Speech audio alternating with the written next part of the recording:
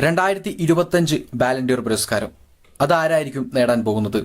ഗോൾ.com അടിസ്ഥാനത്തിലുള്ള ranking list നോക്കുന്ന സമയത്ത് 5-ാം സ്ഥാനത്ത് റോബർട്ട് ലെവൻഡോസ്കി, 4-ാം സ്ഥാനത്ത് യമാൽ, 3-ാം സ്ഥാനത്ത് റഫീന്യ, 2-ാം സ്ഥാനത്ത് കിലിയൻ എംബാപ്പയും അതുപോലെ തന്നെ 1-ാം സ്ഥാനത്ത് മൊസാലയുമാണ്. ഈ ഒരു റാങ്ക് ലിസ്റ്റ് നോക്കുന്ന സമയത്ത് രണ്ട് വ്യക്തികൾക്കാണ് ഞാൻ കൂടുതൽ സാധ്യതകൾ കൊടുക്കുന്നത്. ഒന്ന് മൊസാലയും, രണ്ടാമത് റഫീന്യയും.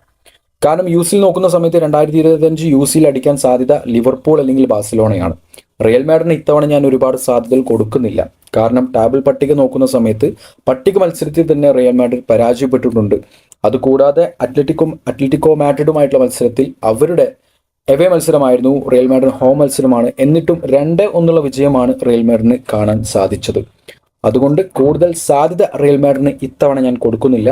ഒരുപക്ഷെ ലിവർപൂൾ അല്ലെങ്കിൽ ബാഴ്സലോണ അടിക്കാനാണ് കൂടുതൽ സാധ്യത. ഇനി റഫീന്യ അല്ലെങ്കിൽ മൊസാലയിൽ ഏറ്റവും കൂടുതൽ സാധ്യത ഞാൻ ആർക്ക് കൊടുക്കുന്നു എന്ന് ചോദിച്ചു കഴിഞ്ഞാൽ